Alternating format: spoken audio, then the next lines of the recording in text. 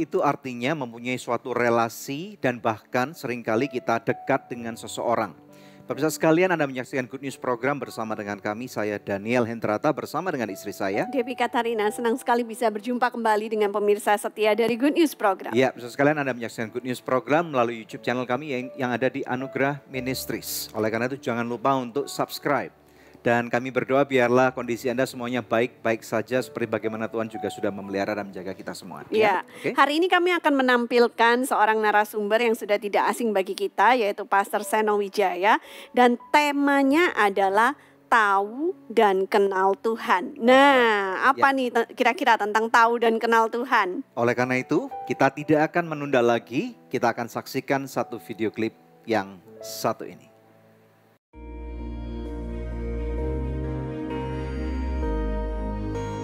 Tahu dan kenal itu merupakan dua hal yang berbeda. Begitu pula halnya jika kita berbicara konteks tentang tahu dan kenal Tuhan. Bisa sekali seseorang rajin melakukan kegiatan ibadah dan aktivitas kerohanian lainnya, tapi belum tentu mereka mengenal Tuhan. Dalam episode Good News program kali ini, kita akan membahas mengenai topik tahu dan kenal Tuhan bersama Pastor Seno Wijaya, senior pastor dari Abba Love Ministries. Narasumber yang sangat kompeten untuk memaparkan pentingnya memiliki pengenalan akan Tuhan di musim-musim sulit seperti saat ini. Mari tubuh Kristus, kita bersatu dan belajar bersama melakukan peran kita di dunia untuk mengerjakan kehendak Tuhan. Pemaparan selengkapnya hanya di Good News program. Punya pengalaman dengan Tuhan itu yang tentunya tidak diukur dari berapa lama kita sudah jadi Kristen.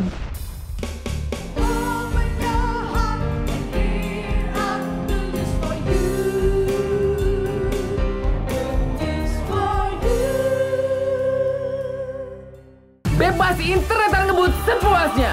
Nah, ini yang beneran tanpa batas.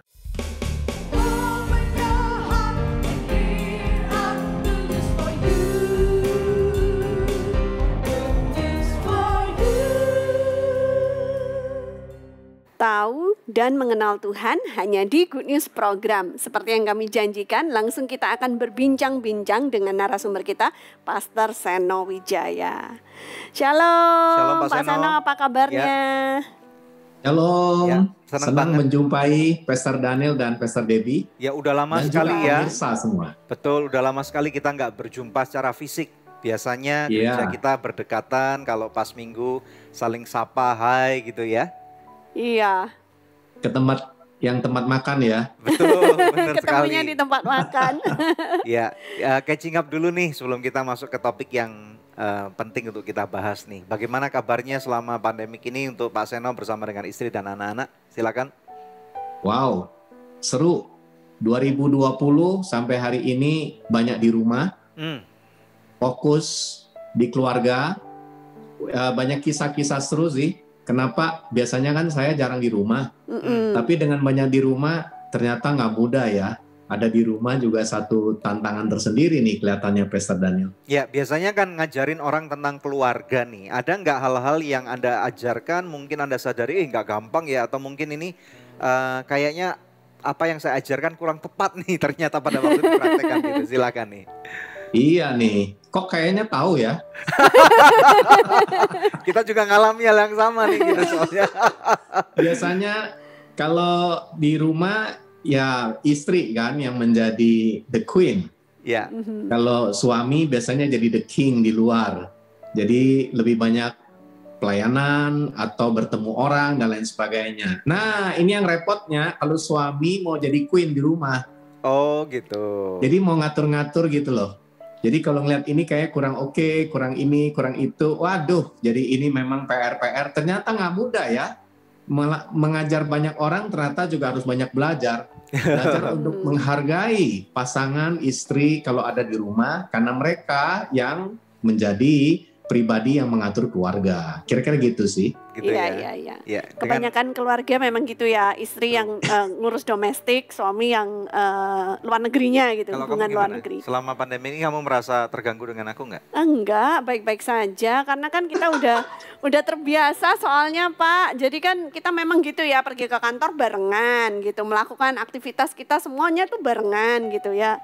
Biasa aja, maksudnya ada dia di rumah juga oke. Kalau saya nggak pulang-pulang cari terus soalnya. Jadi selama pandemik saya di rumah terus, seneng dia gitu. Cuman kita memang sudah tahu triknya gitu ya. Jadi harus bisa memberikan me time masing-masing gitu. Jadi biarkan dia dengan gadgetnya dulu, saya juga urusan dapur gitu. Jadi nanti kalau ketemu lagi akur gitu Pak. Aduh, jadi itu benar-benar tahu dan kenal ya. Alright. Loh kalau anak-anak sekarang gimana? Saya dengar salah satu anaknya Pak Seno juga udah jadi dokter muda nih sekarang ya. Wow. Betul. Congratulations. Thank you banget Pastor Daniel dan Pastor Debbie. Yang pasti di kedokteran tahun ini belajarnya semua kita sudah tahu pasti secara online. Memang ini juga perjuangan yang nggak mudah ya. Karena belajar online itu tidak semudah yang dibayangkan dengan waktu mereka onsite di kampus. Iya. Jadi ekstra. Kalau saya lihat memang mereka mesti ekstra fokus terus ya di depan layar. Karena di kedokteran kan nggak gampang ya. Ya perjuangannya memang berbeda-beda. Dan salah satu kendala yang diteriakan anak-anak itu Wi-Fi. Termasuk hari ini juga. Wi-Fi. Yeah, that's right. Jadi Wi-Fi ternyata memang menjadi sebuah pencarian ya generasi termasuk kita pada hari ini. That's right, that's right. Kalau dalam ilmu kedokteran kan juga istilahnya ada operasi secara remote juga ya, pakai robotic arm gitu. Apakah nanti persiapan anaknya mungkin bisa belajar hal itu, ngoperasi orang dari rumah, sedangkan pasiennya mungkin di Jakarta atau di Bali atau di Surabaya gitu mungkin? Kelihatannya cocok nih, Pastor Daniel anaknya nanti harus masuk kedokteran nih. punya mimpi yang luar biasa. Ini namanya visionary, sangat visionary. Saya terchallenge juga nih untuk anak saya nanti. Saya akan sampaikan kepada dia. That's right. Karena udah ada persiapan teknologi ke sana nih. Karena kalau di luar negeri ini penerbangan untuk militer itu kan pakai drone yang nyerang musuh atau mengintai kan pilotnya di home base tuh. Jadi kalau pesawatnya ada kecelakaan, pilotnya nggak mati gitu karena lebih susah untuk menciptakan pilot yang handal daripada buat pesawat gitu kan. Bener banget, ya. Waduh, ini kayaknya memang saya mesti belajar nih kelihatannya. Awesome. Enggak, hari ini kita mau belajar dari Pak Seno Pak, jangan dibalik-balik. Tapi bagus. Pak Seno. Idenya good. Praise the Lord. Hari ini kan temanya itu tahu dan kenal Tuhan. Nah ini maksudnya gimana Pak supaya pemirsa itu jelas gitu? Itu dia. Tahu sama kenal kan dua hal yang beda ya. Iya. Kalau cuma tahu, semua orang kalau ditanya, tahu Tuhan nggak? Tahu dong. Iya. Tapi kenal benar-benar nggak? Ngalamin nggak sama Tuhan? Nah itu yang jadi PR. Sama seperti kalau saya bilang, saya tahu loh Pastor Daniel. Tapi kenal baik nggak ya? Kalau bicara kenal, berarti harus ada pengalaman di dalamnya. Ada sebuah proses interaksi. Itu yang membedakan antara tahu dan kenal. Kira-kira gitu. Oke. Nah ini ada satu ayat yang ingin saya kutip nih. Di Yohanes 15 ayat 16. Nah Tuhan Yesus berkata, bukan kamu yang memilih aku, tetapi akulah yang memilih kamu. Dan aku telah menetapkan kamu supaya kamu pergi dan menghasilkan buah-buahmu itu buah-buahmu itu tetap, supaya apa yang kamu minta kepada Bapa dalam namaku diberikannya kepadamu. Nah ini kalau lihat konteks ayat ini Pastor Seno, itu kan dikatakan bahwa Tuhan yang pilih kita nih. Nah kalau Tuhan yang pilih kita, apakah masih ada sesuatu yang sebagai upaya manusiawi kita untuk kita lakukan untuk kenal dia? Bukankah dia udah terlebih dahulu memilih untuk mengenal kita nih? Gini, silakan. Iya. Kan Tuhan bisa memilih kita. Wow, ini udah bicara ada aspek teologi sedikit ya. Tergantung dari aliran mana nih. Kalau aliran dari orang yang mempercayai pilihan dari Tuhan, berarti semua yang Tuhan pilih pasti mereka akan mengambil pilihan itu.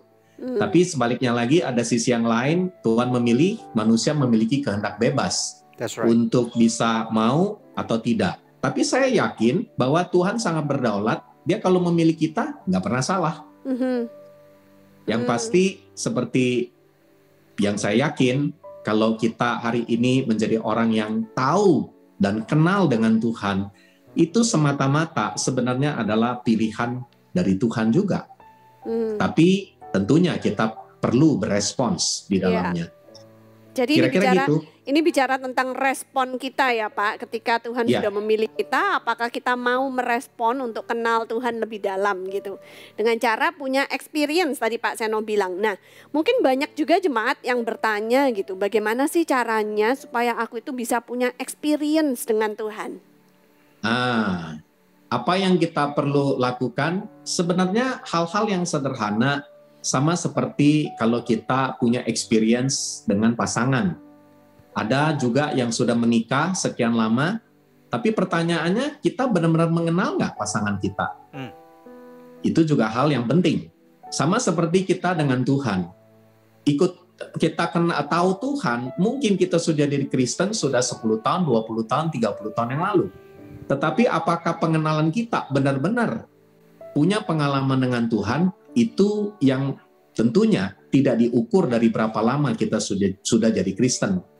Jadi pengenalan diperlukan dengan cara apa? Dengan kita punya interaksi, dengan kita punya waktu, dengan kita bisa ngobrol, dengan kita punya sebuah keintiman, kedekatan bersama dengan Tuhan. Saya yakin kalau kita mengenal pasangan kita perlu waktu, perlu ngobrol, perlu ada proses interaksi, bahkan terkadang juga mungkin ada proses yang antara wah ini lagi galau nih, lagi kurang, kayaknya kok Tuhan begini nih. Nah, pengalaman-pengalaman itu yang saya yakin justru membuat kita semakin mengenal siapa pencipta kita. Dia bukan Tuhan yang jauh, tapi dia sangat dekat dengan kita. Amin. Ya, nah Pak Seno tentunya maksudnya gini. Pandemik ini kan tentunya tadi dikatakan bahwa pengenalan Tuhan itu membuat kita harus mempunyai suatu pengalaman ya. Nah kadang-kadang pada waktu kita lihat, saya bisa katakan let's say sekitar lebih dari 80% penduduk di muka bumi ini lagi mengalami tekanan yang hebat. Nah menurut pandangan dari Pak Seno, bagaimana mengenal Tuhan ini bisa diaplikasikan di dalam kondisi yang tidak mudah seperti ini? Saya yakin Pastor Daniel, seluruh dunia, sebenarnya COVID itu ada bagus juga loh.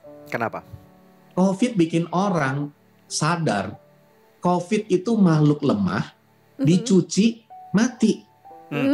Kena sabun, game over dia. Tapi makhluk yang kecil dan lemah ini, kalau dia kena di muka atau di tengah-tengah panca indera kita, waduh, dia menjadi sesuatu yang sangat membahayakan. Seluruh dunia menyadari mau hebat kayak apapun, secanggih apapun, posisi, status, dan lain sebagainya, ternyata bisa kalah hanya karena makhluk yang kecil. Betul. Itu menunjukkan apa? Menunjukkan bahwa manusia itu bergantung sepenuhnya kepada kekuatan yang tidak terlihat, yang bisa untuk mengalahkan makhluk yang tidak terlihat ini juga. Ini makhluk yang nggak terlihat ya, virus yang nggak terlihat, kecil lagi. Kecil. Bahkan saya pernah dengar kalau dikumpulkan ya virus COVID di seluruh dunia ya dikumpulkan, itu bentuknya katanya nggak lebih dari minuman kemasan ringan 330 mili. Serius? Oh ya? Ya, saya baru membaca itu. Wow. Jadi 330 mili dikumpulkan ya virusnya, ya kan nano. Dia kan ukurannya nano kan. Wow. Jadi kalau dikumpulkan cuma segitu, tapi infectionnya bisa sampai kemana-mana. Nah, saya yakin sekali makhluk yang nggak kelihatan ini, virus ini, membuat manusia itu ngumpet semuanya di rumah. Dan menyadari sekali bahwa ternyata kita perlu sesuatu yang tidak terlihat juga. Siapa? Tuhan. Yang kita nggak bisa lihat, tapi waktu kita dekat dengan Dia, kita menyadari kita ada di dalam perlindungan, di bawah penyertaan Dia. Luar biasa. Itu sebuah proses yang saya yakin virus COVID positifnya ya adalah membuat manusia jadi lebih dekat sama Tuhan. Ya, kalau pengalaman-pengalaman yang dialami oleh misalnya jemaat-jemaat yang dilayani oleh Pak Seno sendiri bagaimana? Bisa ceritakan nggak? Mungkin ada beberapa kasus gitu. Ya, ini sebuah realita di hari-hari ini karena syuting di bulan-bulan ini ya. Di awal tahun 2021, wow, saya harus mengatakan Dulu kita mendengar berita-berita yang kena COVID di luar kita tidak kenal dari media. Sekarang nggak perlu lagi, langsung on real.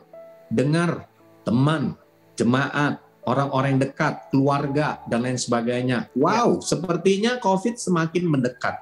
Nah, saya yakin sekali bahwa harus saya akui bahwa secara manusia terkadang kita melihat kesedihan-kesedihan waktu ada pribadi-pribadi yang kita tidak duga.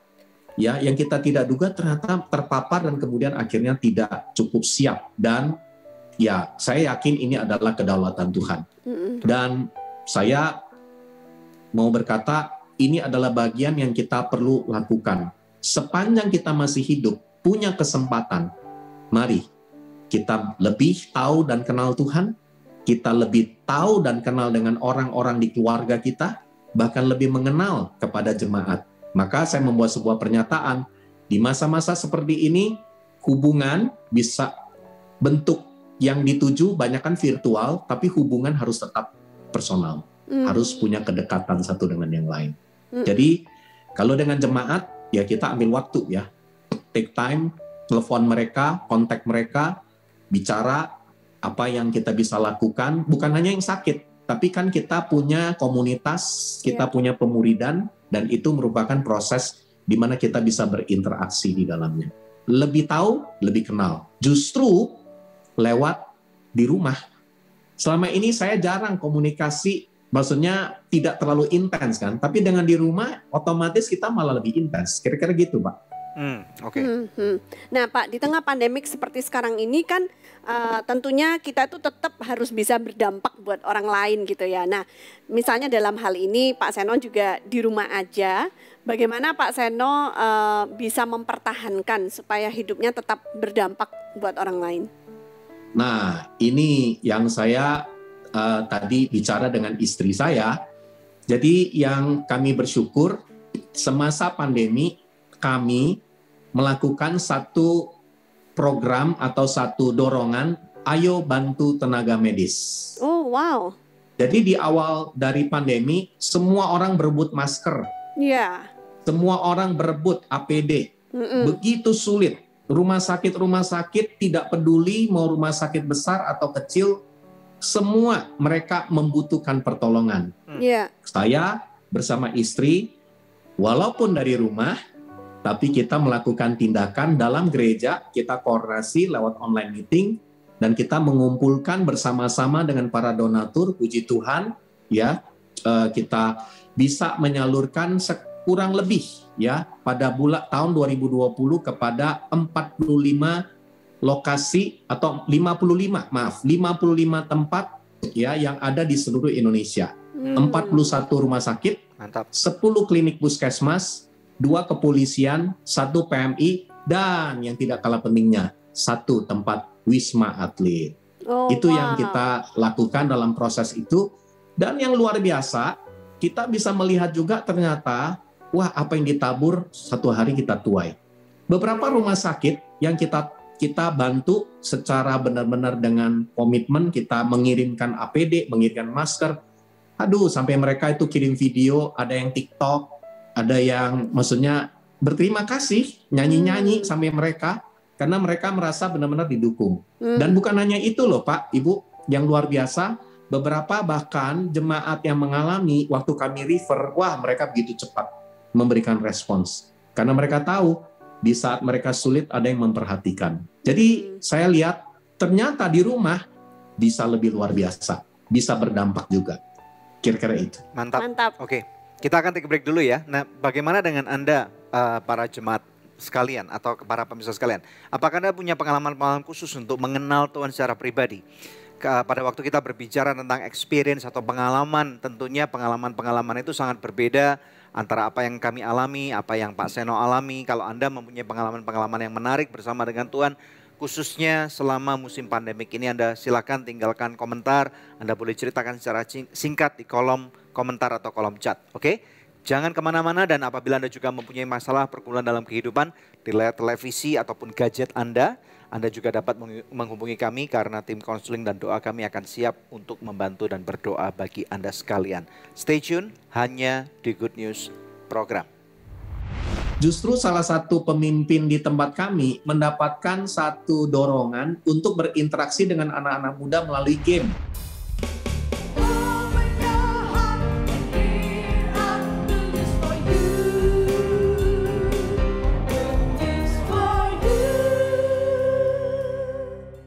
Bebas internet dan ngebut sepuasnya. Nah, ini yang beneran tanpa batas.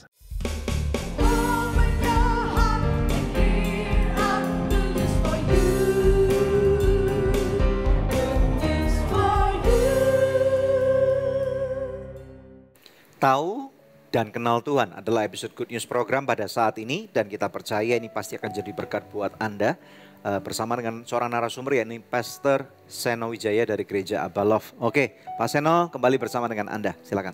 Ya, nah Pak Seno, sekarang ini kita mau bicara tentang pemuridan ya Pak ya. Jadi kan kalau sebelum era pandemik itu cara pemuridan gereja sudah fix ya, caranya, sistemnya udah ada.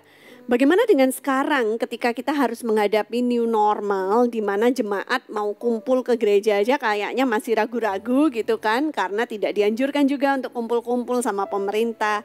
Nah, apalagi dalam proses pemuridan. Bagaimana untuk supaya bisa lanjut proses pemuridan di gereja? Silakan Pak.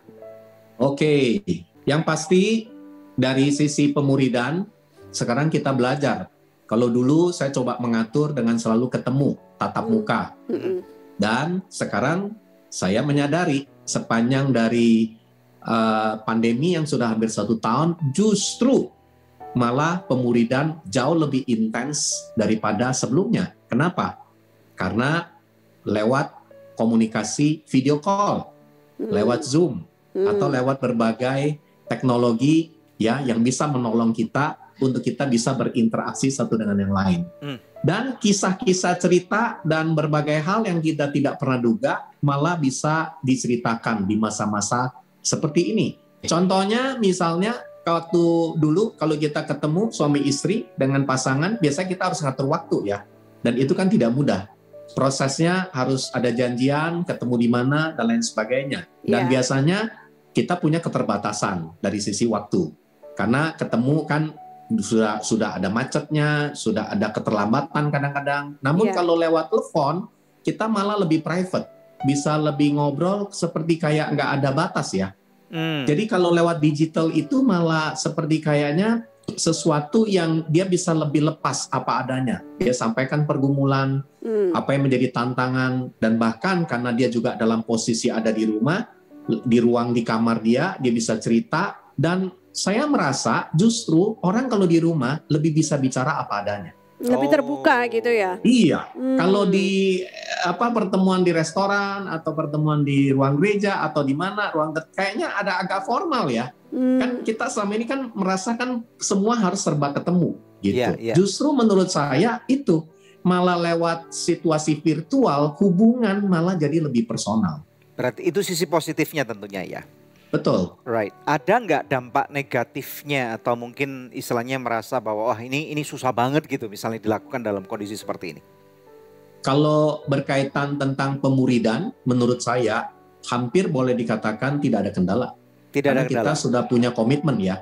Tapi kalau yang saya perhatikan justru yang punya kendala adalah yaitu kalau yang basisnya hanya di dalam bentuk ibadah raya. Kita tidak pernah tahu dia ikut atau tidak. Kita tidak pernah tahu dia maksudnya melihat yang mana. Iya, betul. Kan itu sudah ngintip-ngintip tetangga terus, ya nggak apa-apa juga. Kan?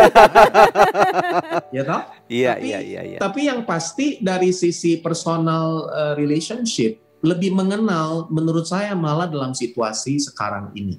Saya malah bisa menelepon, menghubungi, berkomunikasi berjam-jam malah dalam suasana seperti ini. Kira-kira gitu sih, Jadi Pak. lebih relax, lebih casual, Betul. orang lebih istilahnya bisa terjangkau lah dari hati ke hatinya ya. Nah, Benar banget. kami sering mendengar hal-hal yang positif tentang Komsal di Gereja Abba Love. Nah, bagaimana peran Komsal ini pada saat pandemik seperti ini, Pak Seno? Nah, jadi ini yang sangat penting menurut saya. Justru ukuran kita bisa tahu jemaat ada atau tidak bersama kita justru lewat Komsel. Ya, gimana? Lewat komunitas. Hari Minggu kita nggak bisa tahu, karena semuanya view-nya ada di YouTube, di live streaming, lain sebagainya. Kita nggak pernah bisa lihat. Tapi kalau di dalam komunitas, Pak, puji Tuhan, di tempat kami secara total seluruh Abalef kan ada ribuan komsel. Ya. Tapi kalau di lokasi Jakarta Barat, kurang lebih kita memiliki 200 sampai 250 ya, komsel ya, komunitas di mana-mana. Bahkan mungkin lebih ya, karena itu ada berapa lokasi lagi yang lain. Jadi kita bersyukur memang lewat online Zoom ya, lewat komsel atau lewat berbagai perangkat yang dilakukan, dan itu terjadi pertemuan dilakukan. Namun memang harus diakui juga di waktu awal-awal sangat semangat. Iya. Di tengah-tengah perjalanan memang harus diakui agak loyo. Ya, karena orang mulai bosan dengan online terus ya. Nah, makanya apa yang kita siasati, apa yang kita lakukan, perlu lebih tahu, lebih kenal. Caranya harus lewat pemuridan. Harus lebih personal. Kalau sudah lebih personal, jadi hubungannya lebih dekat satu dengan yang lain dan saling tahu satu dengan yang lain. Jadi pemuridannya gaya Pak Seno itu lebih personal, maksudnya one on one gitu atau per couple gitu ya Pak ya? Jadi boleh one on one, pria dengan pria, wanita dengan wanita. Kalau lain jenis ya jangan. Tapi bisa lakukan couples dengan couples. Itu yang biasa kami lakukan. Jadi misalnya saya punya pemuridan ada kurang lebih 15 orang. Jadi baik yang sifatnya atas bawah atau yang peer bersama saya. Istri saya, walaupun dia bukan full timer dalam gereja, dia malah sudah punya jadwal seperti maaf ya dokter kayak sama pasien. Jadi satu hari itu dia dari jam pagi sampai sore dia sudah standby di handphonenya, video call, pakai tripod, kemudian ya bicara, ngobrol gitu. Satu orang 2 jam. Jadi dia kurang lebih ada 12 ibu-ibu yang wanita yang dimuridkan. Itu sih. Nah, itu yang kita lakukan, dan bukan hanya saya, tentunya pemimpin-pemimpin di gereja di Abalef lakukan hal seperti itu juga ke bawah. Kira-kira itu. Nah, berarti yang tadi kita bicarakan itu adalah how to-nya ya. How to menjangkau orang, tentunya kita semua udah berubah nih. Karena sudah terbentuk suatu norma yang baru, dan kemudian mau nggak mau kita nggak punya pilihan, harus dilakukan dengan cara seperti ini. Nah, pertanyaan saya berikutnya Pak, dengan materi. Nah, materi yang disampaikan tentunya ini semuanya dirancang sebelum pandemik. Nah, apakah materi-materi yang dimiliki oleh misalnya dari gereja secara umum tubuh Kristus ataupun secara khusus gereja Abalef misalnya, apakah bisa disebut bahwa materi-materi itu misalnya masih relevan nggak, nyambung nggak, masih berguna nggak di saat-saat seperti ini? Kalau bicara konten Pak, menurut saya nggak ada yang berubah. Konten nggak perlu berubah. Konten malah perlu sekali, malah perlu diperdalam. Apa yang kita bawa kepada mereka? Misalnya kita banyak bicara tentang lifetime perspektif dalam hidup mereka. Kita ngobrol, gimana kamu planning di tahun 2021? Apa yang menjadi resolusi kamu? Apa yang menjadi kerinduan kamu? Malah itu lebih tetap sama, nggak ada beda seperti waktu yang dulu. Terus kemudian kita juga tanya tentang disiplin rohani dia seperti apa ya yang dia lakukan, dan itu adalah hal yang malah menurut kita ya cukup penting ya yang kita perlu tanyakan. Karena realitanya memang harus diakui di saat PSBB kita tahu ya, pembatasan sosial berskala besar itu, lockdown itu secara tidak langsung kami menemukan juga jemaat khususnya juga lockdown rohani. Ya, jadi bukan hanya PSBB secara jasmani, PSBB rohani loh. Ya, PSBB juga, lockdown juga. Mereka umumnya merasa kebosanan. Di awal-awal sangat semangat, itu yang saya bilang, sangat semangat, semua kan wah YouTube berbagai khotbah-khotbah didengar, materi lihat sana sini gitu. Lama-lama akhirnya mereka jenuh. Kalau kita lihat jenuh. Jadi akhirnya apa yang kita perlu lakukan? Yang kita perlu lakukan konsistensi memuridkan itu. Jadi kita tetap bisa ngobrol sama dia. Nah, ini yang paling tidak dia bisa menceritakan, menyampaikan apa yang menjadi isi hati dia. Ini yang lebih penting. Jadi kalau kita cuma melihat online itu kan one way. Tapi kalau ini adalah traffic dua arah. Iya, jadi kita juga terjalin mendengar pergumulan dia. komunikasi Kira-kira dua gitu. arah ya. Bagus sekali Pak, puji Tuhan. Nah, Iya. data di Indonesia statistik mengatakan bahwa usia lanjut itu adalah usia. lebih dari 65 tahun Pak.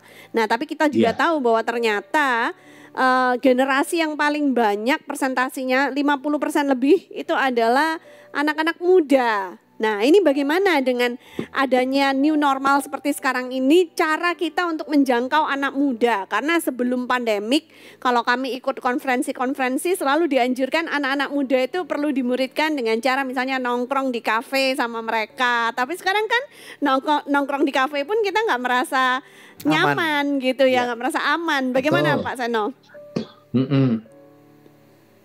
Gimana Bu? Iya, Bu. jadinya? Jadi apa yang bisa kita lakukan untuk menjangkau anak-anak muda ini? Nah, ini memang topik menarik ya kalau bicara anak-anak muda. Di saat kita melihat berkomunikasi dengan mereka, ini yang saya mau ceritakan. Salah satunya, justru salah satu pemimpin di tempat kami mendapatkan satu dorongan untuk berinteraksi dengan anak-anak muda melalui game. Oh, Nah, ya ini kita menarik. berdua nggak main game lagi. Kita dulu ditengking ya, atau kita didoakan ya kalau terlalu banyak main game gitu kan. Ya memang main game terlalu banyak juga tidak baik. Ya Tapi mereka kecanduan game nggak boleh. akhirnya memulai sebuah penjangkauan ya komunitas melalui hobi. Nah, kalau kita perhatikan anak-anak muda sekarang sangat senang dengan sepanjang di rumah main game. Baru beberapa waktu yang lalu saya bersama dengan salah satu yang memfasilitasi, kita ketemu dengan salah satu gereja yang mereka membuat sebuah program Alkitab yang kita tahu kan program Alkitab yang di dalam apps ya, yang kita kenal dengan YouVersion. Ternyata gereja ini memfasilitasi untuk sebuah pelayanan namanya online game platform. Jadi ada orang-orang yang diajak. Nah, ini kita sempat diskusi, memang kita belum melakukan secara maksimal, tapi kita sudah memulai komunitas tersebut. Komunitas online dari sisi game. Jadi biasanya kita akan approach mereka dulu, bikin kelompoknya, lalu nanti bisa main sama-sama, dan sesudah itu bisa ada pendekatan kepada mereka. Itu salah satu dari sisi online game kepada anak-anak muda. Jadi kalau pendekatan kepada anak muda, memang kami perhatikan tidak bisa hanya melalui sekedar khotbah-khotbah seperti kita generasi X. Itu sangat berbeda. Jadi kalau anak-anak muda itu kita perlu memang melakukan pendekatan melalui apa yang mereka paling senang ada di dalamnya. Nah, jadi ini salah satu game yang tadi yang kita lihat ya, mereka senang. Lalu kemudian lagi kedua yang kita perhatikan musik. Jadi sekarang malah anak-anak muda mereka itu rekaman. Jadi bikin rekaman, nyanyi solo, ya kan? Bikin sesuatu. Nah, itu komunitasnya ada. Yang mereka akhirnya membangun komunitas bisa nyanyi sama-sama. Dan saya sangat surprise karena di Natal kemarin mereka bikin satu penyajian nyanyi yang benar-benar sangat kreatif. Nyanyinya dari mana? Dari ruangan kantor ke ruangan kantor yang lain. Jadi mereka, menurut saya anak-anak muda itu memang mereka tetap ingin ya punya yang namanya komunitas untuk ketemu. Jadi ini yang saya perhatikan. Mantap banget. Ya. Nah, kalau gitu Pak, kita juga mau bertanya nih tentang the way cara gereja kebaktian nih. Tadi dikatakan bahwa rupanya kemungkinan besar cara kita melihat atau mengenal kebaktian belum tentu akan sama lagi ke depan nih. Ya. Nah, menurut Pak Seno bagaimana nih caranya nanti pada waktu persiapan untuk supaya nanti pada waktu pandemik selesai, apakah kebaktian itu akan menjadi seperti dulu? Kalau kita lihat nih Pak ya, gerakan Protestan itu kan istilahnya dimulai cukup banter dan banyak banget di awal abad 19. Kemudian berubah, kemudian ada banyak bercabang menjadi gereja-gereja Pentakosta di tahun sekitar 70-an. Kemudian menjadi gereja karismatik, bercabang lagi tahun 90-an nih. Nah, apakah akan ada perubahan yang mendasar karena adanya pandemik ini atau kita akan kembali seperti era sebelum pandemik? Kalau saya lihat, nanti yang akan terjadi sesuai dengan beberapa survei dari riset gereja, akan banyak muncul gereja-gereja baru. Jadi yang dipelopori oleh siapa? Oleh anak-anak muda.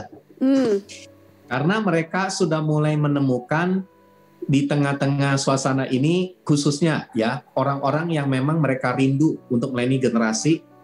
Jadi mereka akan membuat komunitas-komunitas yang kecil-kecil. Jadi gerejanya ini lebih gereja yang based on community. Kenapa? Karena anak muda itu kan sangat, sekarang ini era globalisasi dan sekaligus juga sangat spesialis. Maksudnya mereka need-nya apa, mereka akan kumpul di sana.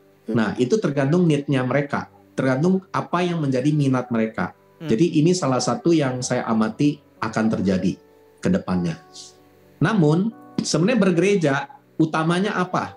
Selain mereka mencari Tuhan, mengenal Tuhan, mereka juga pengen membangun hubungan satu dengan yang lain. Jadi orang, kalau saya lihat di masa nanti new normal, mungkin kalau dulu mereka lebih yang sifatnya bangun hubungannya lebih ke arah sekedar datang saja, tapi sekarang mereka pasti lebih ingin, ya, maksudnya berada di gereja itu kalau hari Minggu itu misalnya mereka akan ketemu satu dengan yang lain dan punya komunitas yang kecil-kecil itu. Jadi saya meyakini bahwa komunitas-komunitas kecil akan menjadi sangat besar nanti ke depannya. Jadi intinya lagi-lagi sepertinya kalau dari perbincangan kita ini adalah hal yang cukup esensi di masa ini dan yang masa akan datang adalah komunitas juga ya. Ya. Karena komunitas ini sudah didengungkan lama sebelum terjadinya pandemik tentang komunitas, sekarang komunitas lagi berarti ini hanya beda bentuk ya. Kalau right. dulu ngumpul komunitasnya di suatu tempat, sekarang virtual gitu kan. Gimana nih Pak? Ya. Betul nggak kira-kira seperti itu? Tapi anak muda ya, menurut saya keberanian untuk juga bertemu sih cukup tinggi besar ya? sih. Masih cukup tinggi. Mereka merasa tidak beresiko. Iya, itu bedanya Bu. Anak muda rasanya kalau ketemuan masih berani deh mereka. Ya tentunya yang melarang orang tua kan. Iya, yang nggak berani kitanya gitu. Jangan dulu datang ya. Gitu. Iya. Ini pertanyaan terakhir sebelum kita akan tutup segmen ini Pak Seno. Apa yang akan terjadi dengan generasi-generasi yang lebih tua? Kalau generasi X nih kita nih ya, kan sepertinya di tengah-tengah nih kecepit nih ya. Nah bagaimana dengan generasi yang masih ada, tentunya kita nggak bisa lupakan para baby boomers gitu. Yang tentunya masih cukup banyak, mereka sebenarnya masih cukup sehat dan mereka juga pengen berbuat sesuatu. Nah what will happen to them gitu? Saya melihat ya Pak, sebenarnya COVID ini menarik. Kenapa? Selain dia membawa kita menyadari perlu Tuhan yang tidak kelihatan untuk menolong manusia, tapi COVID membuat juga yang tadi kedua. Tadi saya mau sampaikan yaitu membuat manusia lebih punya hubungan dalam sebuah keluarga. Karena dia membuat orang kan kumpul di keluarga. Tapi yang menarik lagi, COVID ini sebenarnya kalau kita perhatikan, dia menyasarnya ke orang-orang usia yang sudah lebih tua. Nah, itu sebenarnya sebuah tanda apa? Tandanya memang kita harus tahu di generasi mana kita berfungsi. Saya mempercayai bahwa di saat sekarang sudah waktunya kita perlu sebagai generasi, khususnya baby boomers, sudah harus berani mempercayakan kepemimpinan, pelayanan apapun kepada generasi yang di bawahnya. Jadi memberikan tongkat estafet kepemimpinan gitu ya Pak ya? Betul. Jadi saya mempercayai sebenarnya kita harus membangun pelayanan antar generasi. Itu saya sebut dengan intergenerational ministry. Atau intergenerational leadership. Jadi kepemimpinan dari yang sebelumnya kepada kepemimpinan yang sesudahnya dan kepemimpinan yang akan datang. Jadi saya percaya sekali bahwa kita harus membangun dan mempercayakan kepada generasi-generasi yang baru ini. Di dalam pandemi ini saya sudah memutuskan, saya pribadi, untuk hal-hal yang sifatnya ya, yang saya lihat sudah waktunya, karena saya sudah 50 plus juga, walaupun tampilan tetap 20 plus, salah sama Pak Daniel sama Ibu Debbie, ya saya mulai benar-benar memberikan kepercayaan kepada generasi yang muda untuk mereka memegang decision di posisi nomor 1 bersama dengan kami. Jadi ini menurut saya Pak, ini yang harus kita bangun dan kita harus percayakan kepada mereka. Saya rasa ini penting ya Pak ya, karena kan istilahnya kita tahu bahwa apa yang terjadi di bumi itu terjadi di surga juga dan sebaliknya gitu ya. Kita terkoneksi lah. Berarti apa yang terjadi di gereja, berarti apa yang tadi statement yang Pak Seno buat ini, para pengusaha pun yang udah baby boomers, berarti seharusnya udah, atau mungkin generasi X nih. Menyadari bahwa harus siap-siap transisi. Kalau enggak nanti pada waktu misalnya sesuatu terjadi, maka perusahaan itu atau gereja itu nggak bisa continue karena generasi muda tidak terlatih untuk membuat keputusan yang crucial.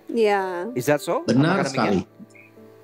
Ya, good. Puji Benar Tuhan. sekali. Puji Tuhan. Terima kasih Pak Seno. Terima Nanti kasih. kita lanjut ya Pak setelah break. Ya. Pemirsa, sebelum break saya rindu membacakan doa yang sudah terjawab. Ada seorang ibu bersaksi, saya berterima kasih atas bantuan doa dari Good News. Suami saya yang suka judi mulai sadar dan membuka diri untuk dimuridkan di gereja lokal kami. Mantap. Bahkan dia sekarang sudah mulai mau aktif di kegiatan gereja. Tuhanku memang heran. Terima kasih, Tuhan Yesus memberkati. Masih adakah di antara saudara yang memerlukan bantuan doa atau konseling? Anda bisa hubungi call center kami di nomor yang tertera atau melalui email ke doa@anugerah.net. Ya, karena kami akan berdoa untuk Anda. Ada firman Tuhan yang bilang doa orang benar bila dengan yakin didoakan sangat besar kuasanya. Tetap stay tune bersama kami hanya di Good News Program. Sekali lagi yang mengizinkan kita semua masih hidup, tidak lain tidak bukan adalah Tuhan semesta alam.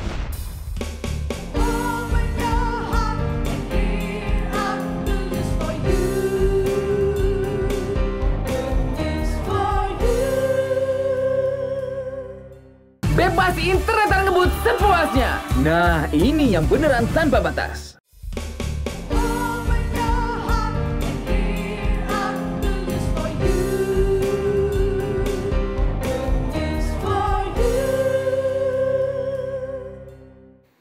Tahu dan kenal Tuhan hanya di Good News Program. Langsung lanjut kepada narasumber kita, Pastor Seno Wijaya.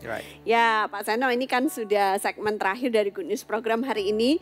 Mau minta kata-kata hikmat nih dari Pak Seno tentang keadaan kondisi zaman seperti sekarang ini. Silakan Pak Seno. Yang pasti dari pembicaraan kita perlu menjadi pribadi-pribadi yang lebih mengenal Tuhan dalam hidup kita. Kenapa? Karena kita tahu bahwa ada banyak hal-hal yang kita tidak tahu, kita tidak mengerti ke depannya. Tapi kita punya pencipta yang selalu membawa kita untuk lebih mengerti ke masa yang akan datang. Saya mau menyampaikan bahwa apa yang kita alami pada hari-hari ini sebagai tanda-tanda zaman, kita harus selalu peka. Lewat kita mengenal zaman ini, kita mengenal apapun yang di depan kita. Kenali bisnismu, kenali keluargamu, kenali semua hal yang ada di sekitarmu. Maka engkau akan menjadi orang yang tahu apa yang kau harus lakukan ke depan. Jadi, semua kita, saya berdoa agar kita punya pengenalan yang lebih mendalam. Karena pengenalan yang lebih mendalam akan membawa perubahan yang luar biasa dan masa depan yang cerah buat hidup kita. Amin. Terima kasih Pak Seno. Terima kasih Pak Seno. Kami sangat diberkati dengan waktunya. Thank you for your investment of time. Kita Thank akan you. dengar firman Tuhan dulu ya. Jangan off dulu ya. Puji Tuhan, bagaimana dengan Anda para pemirsa sekalian? Yuk kita lihat firman Tuhan yang berhubungan. Saya percaya ini relevan banget dengan apa yang kita bicarakan hari ini. Matius 22, kita lihat satu ayat saja di ayat 32. Di sini firman Tuhan dengan jelas sekali berkata, Akulah Allah Abraham, Allah Ishak, dan Allah Yakub. Ia bukan Allah orang mati, melainkan Allah orang yang hidup. Nah dari sini berbicara bahwa Tuhan itu nomor satu nih ya. Tuhan itu adalah Tuhan pemilik generasi. Kita tahu bahwa generasi Abraham itu dikenal sebagai, anggap aja nih ya, zaman dulu tuh nggak ada apa-apa nih. Memang kita tahu nggak ada apa-apa, berbeda sekali dengan konteksnya pada zaman sekarang.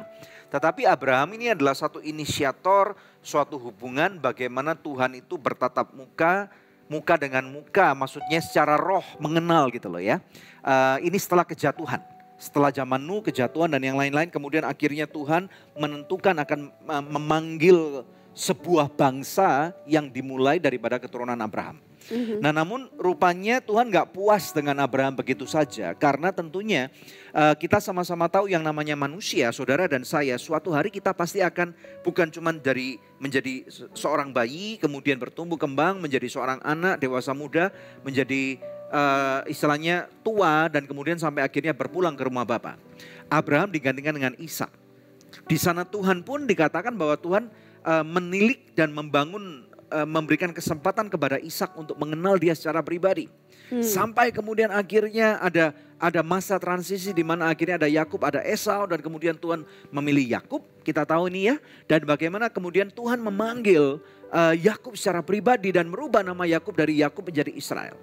Nah, apa yang kita bicarakan hari ini, saya berdoa biarlah para pemirsa sekalian engkau dapat menangkap dengan sungguh-sungguh bahwa Tuhan sangat tertarik dengan apa yang terjadi pada kehidupan saudara dan saya pada generasi ini. Yang percaya katakan amin. Amin. Nah oleh karena itu pesan kami adalah terus berharap dan bergantung kepada Tuhan.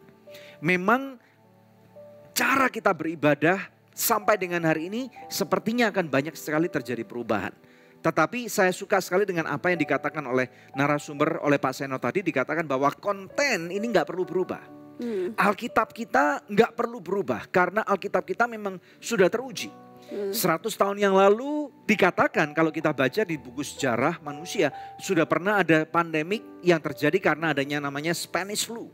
Sekarang 100 tahun kemudian terjadi pandemik lagi yang namanya COVID-19. Ya, tetapi pada waktu itu saya percaya kondisi juga tidak mudah seperti sekarang. Kita juga nggak tahu mungkinkah 200 tahun yang lalu atau 300 atau 500 tahun yang lalu ada suatu masalah yang besar yang menghimpit manusia di muka bumi. Tetapi kemudian manusia bisa melangsungkan kehidupannya, dan saya percaya satu-satunya alasan yang mensustain atau menopang kehidupan bukan karena kehebatan manusia, bukan karena percepatan terjadinya adanya vaksin, tetapi sekali lagi yang mengizinkan kita semua masih hidup. Tidak lain tidak bukan adalah Tuhan semesta alam yang kita kenal dengan nama Tuhan Yesus Kristus. Nah pemirsa sekalian, mengerti dan mengingat akan hal itu. Tidak lain tidak bukan percayalah, lakukan yang terbaik bagian saudara, tetapi tetap kembali kepada apa yang firman Tuhan ajarkan, jabarkan kepada kita. Makanya sekali lagi kita pakai resep kuno ini, terus bersandar kepada Dia, miliki hubungan yang jelas kepada Tuhan, baca firman Tuhan setiap hari. Jangan lupa untuk berdoa, jangan lupa untuk menyembah Tuhan. Karena dengan cara seperti itu kita lebih aware lagi tentang apa yang Tuhan kehendaki pada musim-musim seperti sekarang ini. Kami berdoa biarlah apa yang disampaikan oleh narasumber dan menjadi topik hari ini menjadi berkat buat kehidupan Anda. Mari kita berdoa bersama-sama. Bapa, dalam nama Tuhan Yesus Kristus, berdoa untuk setiap pemirsa Good News. Tuhan, biarlah saat ini Tuhan, bukan saja dengan upaya kami boleh kenal Engkau. Tetapi Tuhan, kami berdoa biarlah Engkau melawat setiap pemirsa.